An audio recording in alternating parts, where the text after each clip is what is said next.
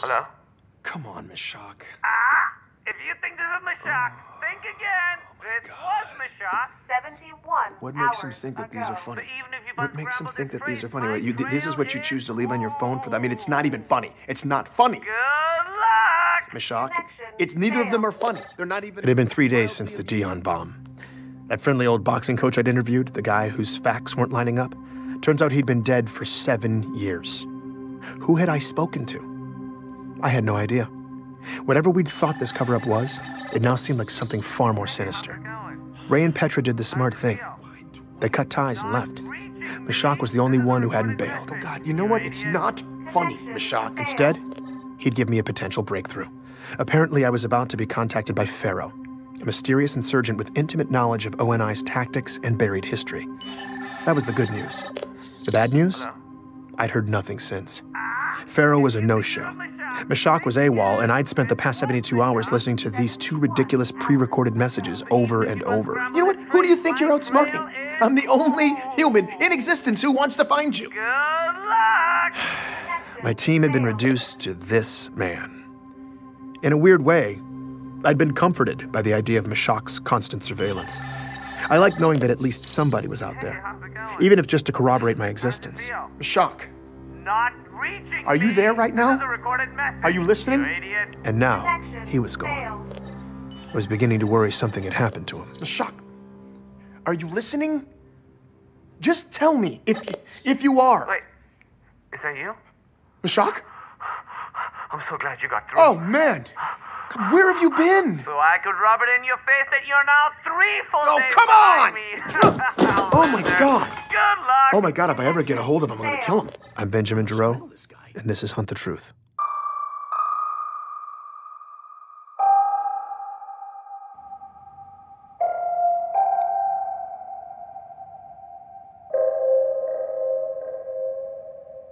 Hey, Ben.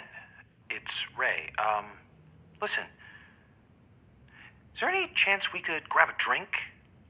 Okay, I was really glad to hear from Ray. With Mashak MIA, my imagination had been running wild. If anything had happened to either of them or Petra, that was on me. So getting this call was a huge relief. But Ray's never exactly been a let's-grab-a-drink kind of guy, so something must have had him spooked. I rushed over to meet him at this dank dive bar near his place. So, I'm here with Ray, and a lot of loud, drunk people.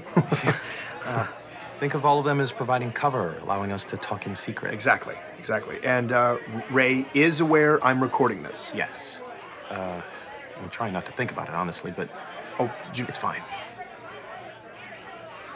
So, why'd you hit me up?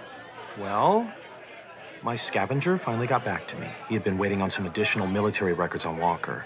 I did not see that coming. I figured Ray would want to stay as far away from the topic of government cover-ups as possible. But if he was talking, I was all ears. And?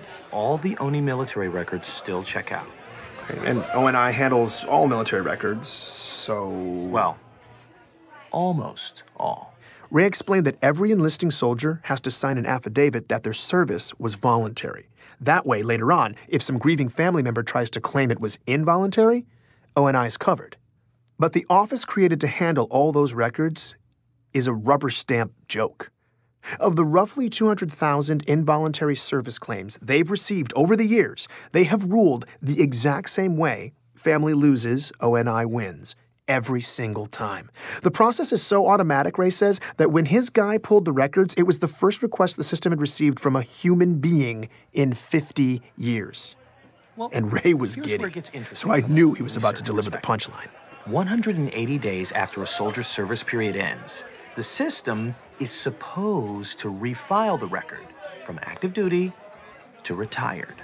No, Yes. Walker's records weren't retired. And they weren't active either. What?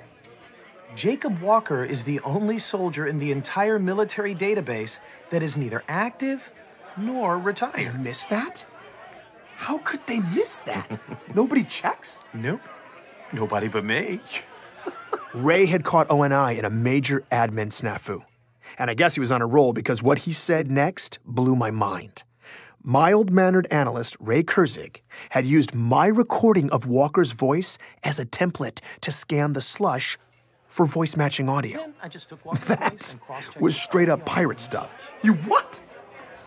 Ray. You're an animal right now. Who are you?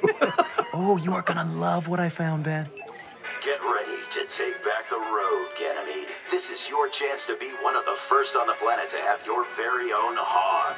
More than 3 tons of... Here is our boy, Jacob, 19 years ago, hawking utility vehicles for some random dealership. Hog, one of Oh the my God. must-own and best driving It's a utility commercial? vehicles on the market. Yeah. The new 56 hogs He's an are shipping actor. now. Visit or call a qualified dealer. It's Beauty and the Beast. I couldn't believe it. I was listening to one of the military sources O&I provided me doing a commercial for a hog dealer on Ganymede, when Records had him stationed on the other side of human space.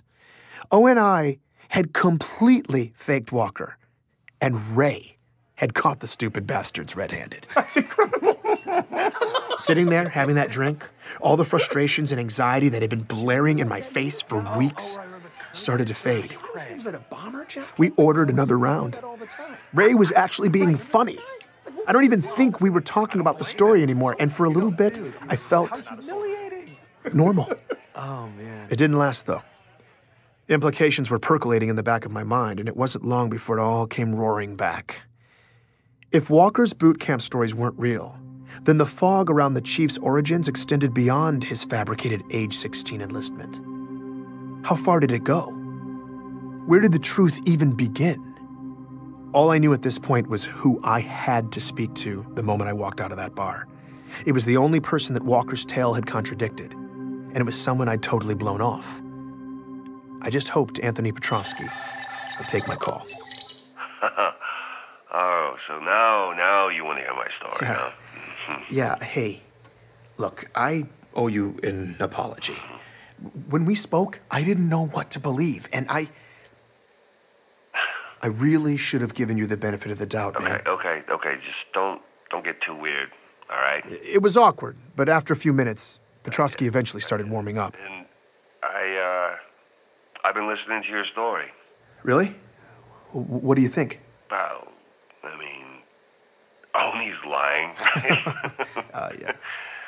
Nah, it's disgusting. Yep. You know, they just make up whatever the hell they want, like we're all stupid or something. You know, it's like, oh, where's the problem? Deep space? Well, let's just throw a glass planet at it, toss in some insurrectionist bad guys, and the story's good to go. You know, it's ridiculous. It's so ridiculous. But all your outer colonies people, though, the listeners, man, they're tearing that crap down. You know, it's great. Oh, It's great. I know. I knew exactly what question I had to ask Petrosky, but I didn't want to ask it. If I was being honest, I'd been avoiding it my entire career. The Spartan program had a dark, dark cloud around its origins. Civilians had no idea, but soldiers had always whispered about it in the ranks. Even the few scattered details I'd gleaned during my years reporting from the front had been enough to convince me that this was one stone I didn't want to overturn. I was embarrassed to admit I'd just avoided it, but I couldn't avoid it anymore. Anthony would tell me everything. I just had to get up the courage to ask, and when I did, here's what he said. Look, all I know is rumors, but everybody whispers about it. Now, Oni kidnapping little kids, leaving behind decoys to cover their tracks. Just clones. Clones that were doomed to get sick and die. And all the families thought they were burying their kids. But really, though, their little kids were now government property, kept by Oni, training to be Spartans for years. And then, when they're barely like teenagers, they start biologically augmenting them, which is just a fancy way of saying they tore the kids to pieces and rebuilt them with tech. Whatever tweaks could give the government tactical advantage. Jesus, man. Survival rate on something like that. But the kids who did live through it, you know, Oni eventually cut them loose.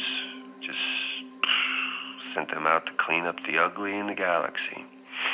You know, all top secret. Spartans are super classified, so hush, hush, soldier. But then the Covenant showed up. Earth got a front row seat. And all of a sudden you got people throwing parades for them, kneeling at their feet, the pinnacle of humanity. But they're not human. Nobody really knows what the hell's under those Spartan masks, but it's sure as hell not a hero. It's not a person.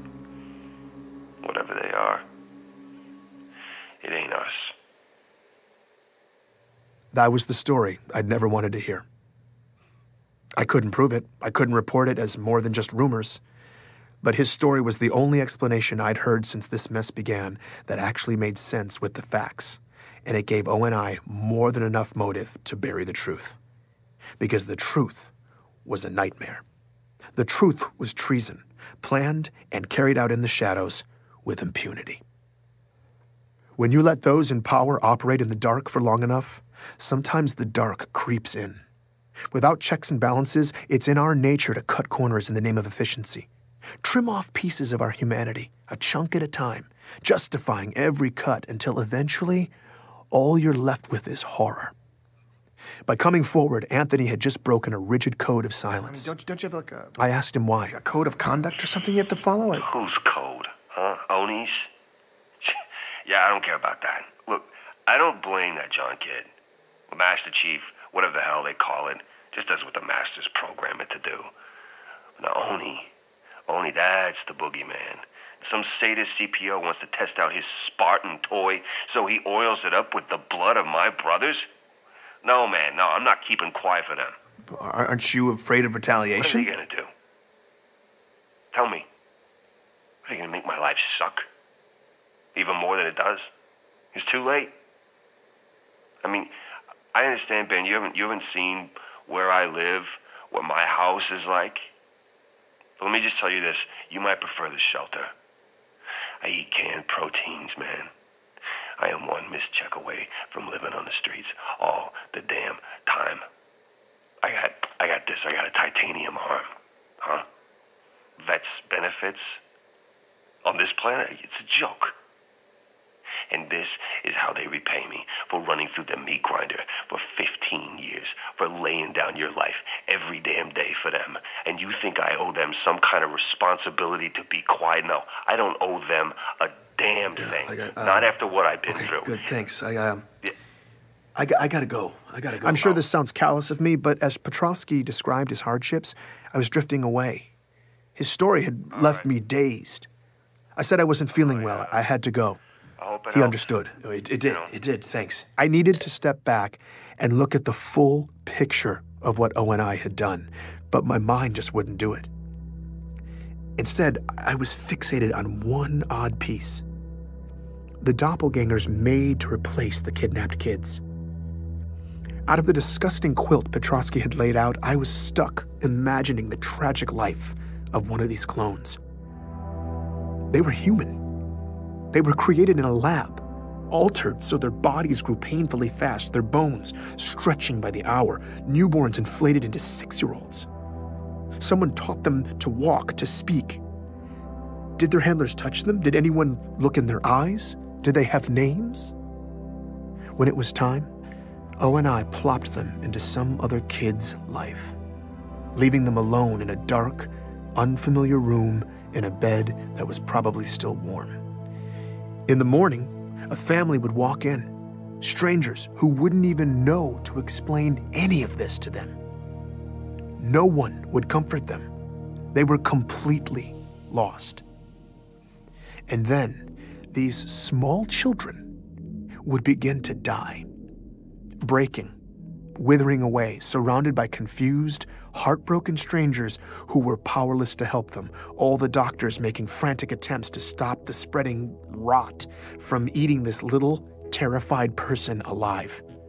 It was all just desperate wailing against the inevitable, and they would be forced to endure all of it, because no one knew the truth, that these children had lived in chaos until they died in excruciating pain because someone had designed them to do just that. The nightmare the clones endured was not a byproduct of ONI's plan. The nightmare was the plan.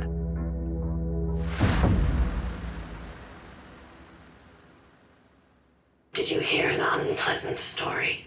It was still dark outside when I was awakened by that voice. I live alone and someone was calling me from the shadows. Ben, come in here. I was petrified. Then I realized it was coming in over one of the networks. My communication system had been hacked. I started recording. FERO was finally here. And apparently, she'd let herself in. Did you listen this time? Yes, I did. I feel like if people knew this story, if we could prove the cover-up, it could really start a fire. Maybe, but you only have so much reach. With only controlling 90% of communication, that fire might take a while to spread. And we're not sure we have that much time. Not with what's coming. What? What's coming? The anomalies in deep space your friend Meshach has been tracking. We don't know what it is yet, but it's getting stronger. Pieces are moving out there, and we have to move faster. Okay. How? There are friendly ears in the UEG. People who have been kept in the dark, many of them with real power. And if they heard your story, they would come down hard. Who are you talking about? Politicians? Who's O&I been keeping in the dark? There are high-ranking senators who don't know about any of this. You need to tell them. Speak truth to power. Get Oni Brass in the same room when you do it so they don't have a chance to spin it, and the senators would be able to blow it all up right there. Okay, but what am I going to do? Arrange a roundtable with O&I chiefs and Senate leadership? Even if those people ever were in the same room, they wouldn't invite me over to ambush half of them. I don't see the opportunity. We create the opportunity. How? By creating panic.